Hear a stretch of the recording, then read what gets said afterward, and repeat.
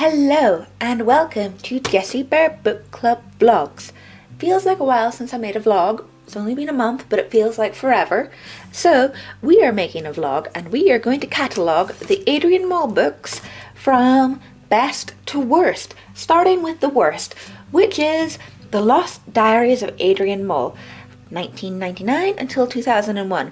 This is just a load of newspaper articles that were put together. It's uncohesive and it adds nothing to the plot, and I don't like it.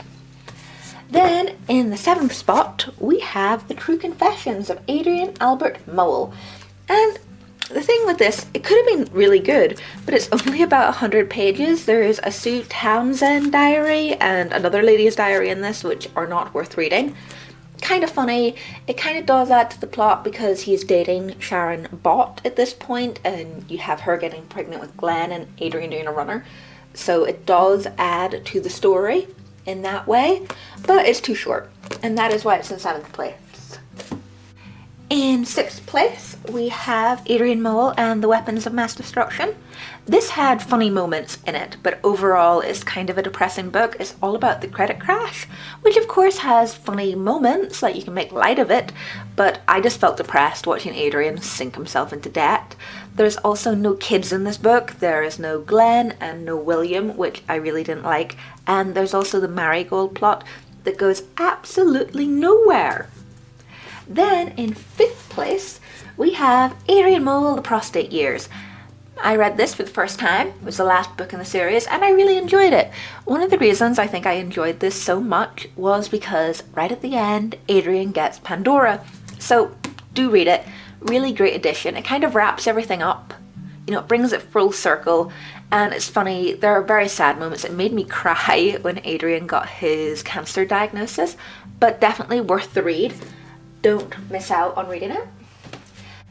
In 4th place, we have Adrian Mole, The Cappuccino Years. This is a brilliant addition to the series. It introduces us to the first time to Adrian's 2 sons, William and Glenn, and it has Adrian's hilarious TV show, Awful Cooks, or Awful TV, and he's also working in Savage's restaurant, and Savage is such a character, I love it.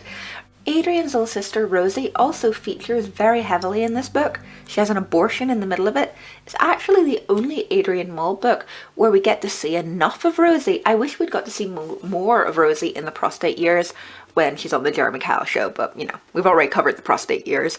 But the Cappuccino Years is great. Brilliant addition to the series. In 3rd place, we have Adrian Mole, The Wilderness Years, and I love this book for a number of reasons. It kind of encapsulates everything awkward about being in your 20s. There's also Adrian's girlfriend Bianca running away with his stepdad, which is just hilarious and heartbreaking. And it's the only Adrian Mole book, apart from the last one, to have a happy ending, because at the end he gets Jojo, and I know they get divorced, you know, in the next book, but at least he gets her. There's also Adrian's therapists, like all 3 of them, and I enjoyed that so much. And Adrian writing his love poetry to Pandora. This is the last book where we get to see the love poetry, and they're all amazing. And I just wish she'd kept it up in the other books, that there had been more love poetry, because Adrian really has a way with words. In 2nd place, we have Adrian Mole, The Secret Diary, aged 13 3/4, and this is in 2nd place because it is the classic. It is the original. It is the book we all fall in love with when we start reading Adrian Mole, and you can fly through it in, God, 2 days if you want to just read it. It's so quick to read. And I also really like this book because I love Ratfink Lucas. We all know who that is. But in 1st place, we have Adrian Mole, The Growing Pains, the 2nd book in the series. And the reason this is in 1st place for me is because it kind of brings all the plot lines from age 13 3/4 into focus. You have the birth of both his brother and his sister, well, his half-brother and sister. You know, we find that out later on Jeremy Kyle, that Rosie is not George's Mole's offspring. But it's just so funny, and it's a little bit more adult than 13 3/4, but it's got the same vein. It's the same sort of comedy. And again, you can fly through it in a couple of days. Brilliant holiday read. Brilliant for teenagers to read, I think. I know it's set in the 80s, but so much of it is still relevant. And that is my review of all the Adrian Mole books in order. Worst to best, number 1 spot, we've got The Growing Pains. And in the bottom spot, we have, oh, they're all falling all over the place, we have The Lost Diaries.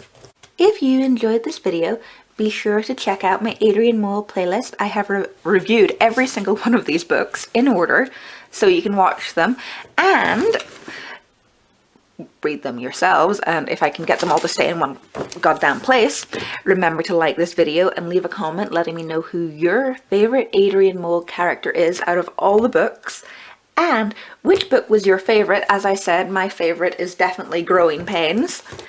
And you can also follow me on Instagram at Lady Jessica Riddell, and remember to subscribe so you won't miss my other book reviews.